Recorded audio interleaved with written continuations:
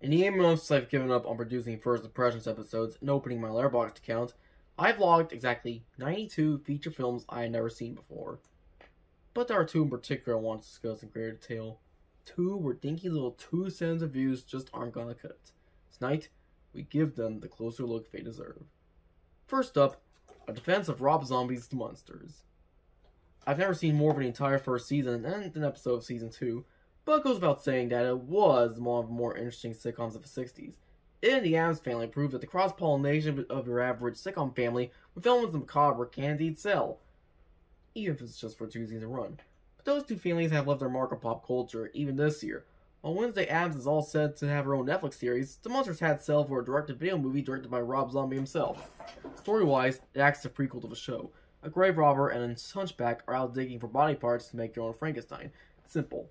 However, Hunchback Floop, who may be the first character to have a name since the guy in Spy Kids, accidentally gets the wrong brain, and what results is the dumbest Herman Munster. His creator, Dr. Wolfgang, brings him to live TV, where he leads the comedy act and becomes an immediate hit, much to Wolfgang's dismay. This also presents Lily, a vampire living in Transylvania with Robert the Count. She starts going out with Herman, much to the Count's dismay, and they eventually get married.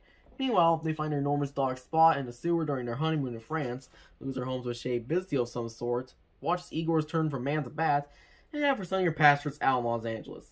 Plus, outside the fact that they have to give birth to Eddie Maryland somehow, the series begins. And things I've heard about this come from people who are more familiar with Rob Zombie films than I am, because they're shocked that he dared to make something that's rated PG. Today I say, well, he's a fan of the show, so he of course remembered to stay true to the source, while at the same time putting his own distinctive touches on the work. For example, while the show is in black and white, the movie is so blazingly colorful and makes any color film of MGM's heyday look muted. And there's the fact that each of the actors is able to tap into how the original performers made their characters so memorable in the first place. No offense to Yvonne Carl, but I think as portrayed by Sherry Moon Zombie here, Lily may be more charming down the show.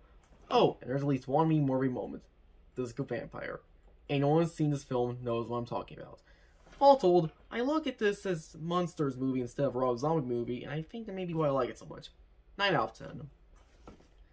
And then there's something I watched a couple months later, last night even, Catherine Brooks' 2006 film Loving Annabelle.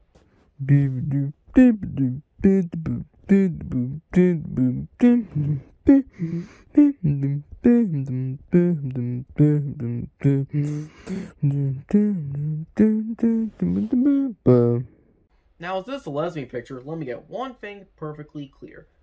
While I am a straight man, I fully support the LGBTQ+ community. People are free to love who they want, including another member of their own gender, and that's totally fine. What's not fine, however, is all the hate and abuse directed at LGBTQ+ people solely because of who they are. That is some BS if ever I've heard it. This image this thing I saw at Spencer's last year says it all. With that said, let's talk Loving Annabelle. The film is about titular Annabelle, played by Erin Kelly, who gets sent to a Catholic boarding school for a long history of bad behavior. The late Diane Gagery is her English teacher, Simone Bradley, with whom Annabelle becomes infatuated. Despite some resistance from Simone at first, they eventually develop a secret relationship. It culminates in sex, which means Simone gets hauled off to prison. Entirely because the school does not approve of homosexual activity, and not because of pedophilia. That's where the scoring scene towards the film is aimed, which I totally get. Teacher-student relations, while loving new media, are still gross. In fact, it's even adapted from the German novel Match in a Uniform. Kinda.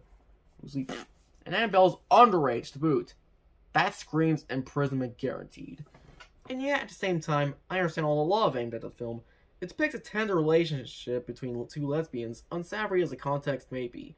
Take one of the non-school scenes of Annabelle and Simone out of context, like, say, the beach getaway or the climactic sex scene, and it could look like any 2 normal, everyday lesbians in love. Kelly and Gagery certainly have chemistry solo roles too, and relationship as well. Overall, my opinion is right down the middle. I'm repulsed by the whole Miss Teacher Brains a Catholic schoolgirl thing, yes, but I also appreciate how well made it is. I'll give it 5.5 out of 10. Whew, well, that's a lot off my mind. See you next time with maybe another short or an update on how my film's going.